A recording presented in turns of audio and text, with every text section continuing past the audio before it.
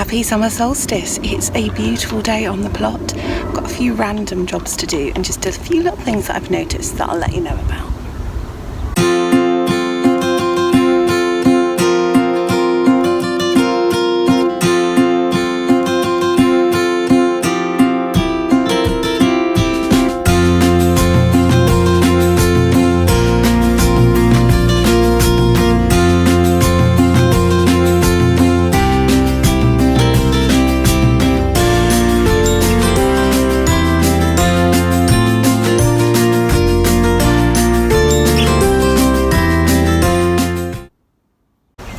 Now, a few days ago, not as much as a week, I brought up some sweet corn that I'd grown at home to put in the gaps here. And something really interesting, I think I'll show you. Now, along here should be some sweet corn. Excuse the shadow. And you can see the only ones that are still here are in these plastic bottle cloches. The ones that I planted out on their own are gone. So it proves what the chap up the other end said, that you have to plant sweet corn in these. So that's a little test. Excuse the plane. Going to L Street Aerodrome, no doubt. So that's proven that you need to do that. So that's something I will know for the future. Always cloche them with bottles. Now, something I learned from YouTube this week, and I can't remember who it is because I watch lots of gardeners and allotmenters on YouTube, is to cut off these yellowed leaves because they attract slugs. It might have been Charles Dowding that said that, actually. Then, because they're attracted to decomposing material, and anything that touches the ground, because that will attract them as well. But also, I think Tony, one of the Tonys, he went round his polytunnel the other day and he took off quite a lot on the bottom, actually, so he had airflow. But that is a polytunnel thing. These are out in the open, so the airflow shouldn't be a problem. But I am going to get rid of these because I don't want to attract any more slugs than I already have. All my tomatoes have a bit of a haircut now, and that can go straight in the compost and go towards making new tomato plants next year. This is my parsnip bed, and there's a few things I've learned from growing parsnips and from watching YouTube channels.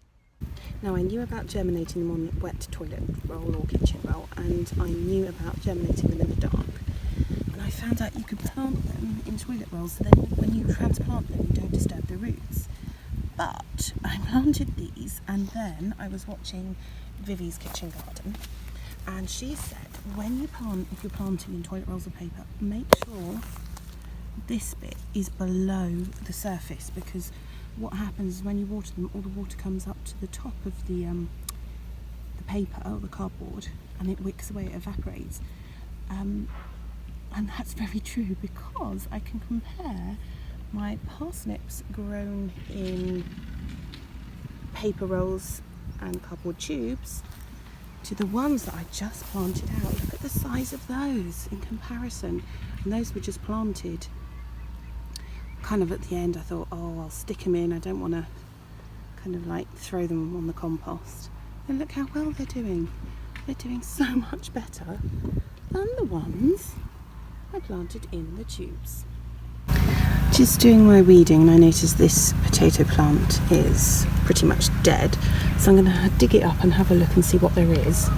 I have had an experimental poke around some other ones' roots, and potatoes have been tiny, but this one isn't going to grow anymore by the looks of it. So I'm going to have a look.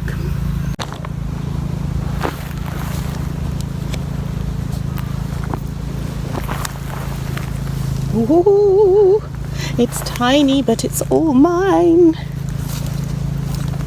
Oh man, I mean, they are small. There is no denying that. Diddy.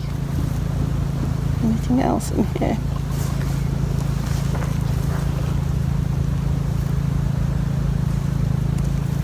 Oh, look at that beauty.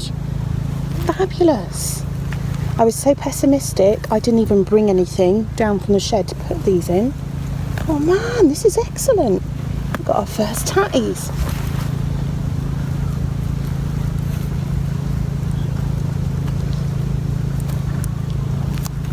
I've never grown anything in my life, and I have got potatoes that we can have for dinner tonight.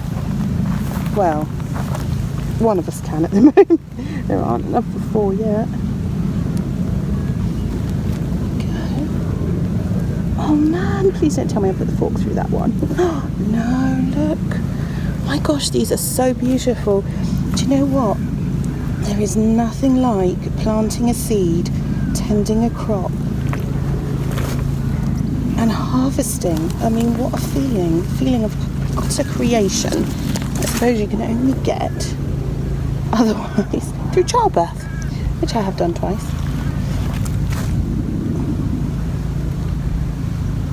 It's just awesome. Right, let's see what we've got down here. I don't know how deep they go.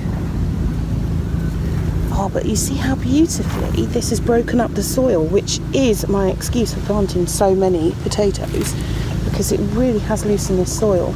And I have got other things that I will be putting in when the potatoes start coming out. I've got some more horsetail, get that one in there. I've got some celery, some swede. I'm getting jabbed by thorns, that's not pleasant. It's just in the earth. Hello, little tatties. Come on, let's get enough for 4 people for dinner. What's in there? Oh, hello, beautiful. Hello, beautiful. How deep do they go? That is the question.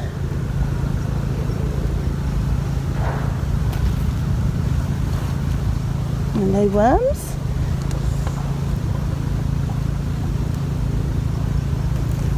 Get the weeds while I'm at it. I have to say though, I mean, it has cut down an awful lot on the weeds, because of course the ground's been covered. Oh, hello. At some point this year I might stop talking to my potatoes, but I'm allowing myself that luxury at the moment.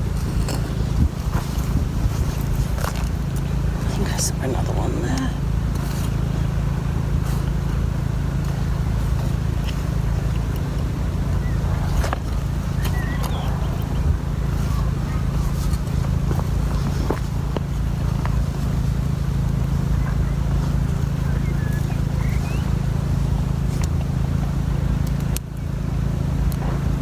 That's another piece of bramble root.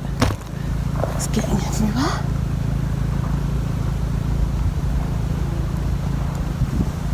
Well, I think that might be it. I'll have another root around in a minute, but it's not a bad haul. There we go. First potato harvest. I had another root round, found a few more.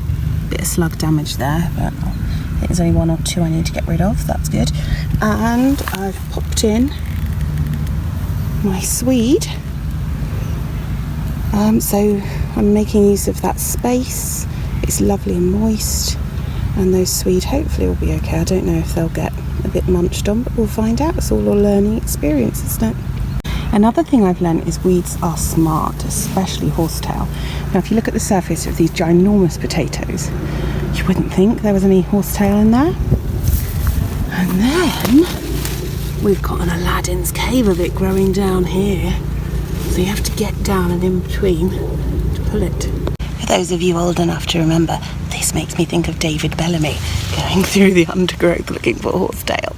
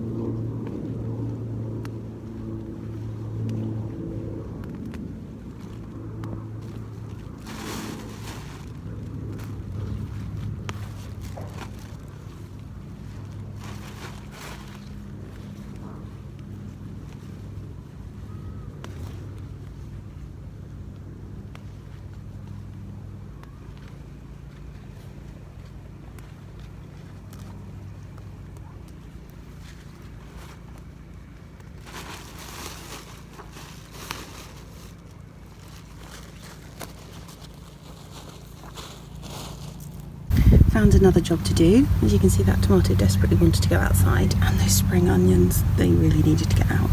So I harvested lettuce like that one. It's an iceberg, they're lovely. I'll put these in place.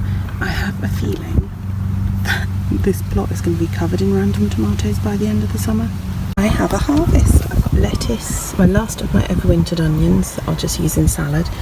Strawberries, I will have to cut them and check for critters because you see there's a hole there. Herbs, berries, and of course my potatoes. I've moved things around the grow house today, so I've made sure those tall aubergines and tomatoes are on top and the shorter plants are underneath, and I've planted out quite a few. I'll show you where. So this was my herb bed. It was always going to be my salad bed, so I put in some borage, some tomatoes, pepper, spring onions, more tomatoes, more pepper, and then where these pea beans are, which are podding, I don't know what will happen to those because they're not very tall and they're meant to be taller than that. Where I've had these empty space, I've put some cucumbers in, so I thought I'd do those growing up. I have filled every gap there is today. I've put in courgettes, some squash, peppers, a few more tomatoes. Literally I've whacked it in the ground, and I thought, well, if the slugs get it, I'll have spare. So every little space is now taken. It has been a very productive morning. It feels good. I've planted out lots. I've watered the grow house. I put some tomato feed in for the tomatoes that are flowering. And I've done a lot of weeding. I've got 2 plastic bags to take home and bin with me. And I've got harvest. I've got my first food harvest, which actually makes me feel quite emotional. I've grown something that me and my family are going to eat. It's great. So wishing you a lovely summer solstice. Have a great one, whatever you do.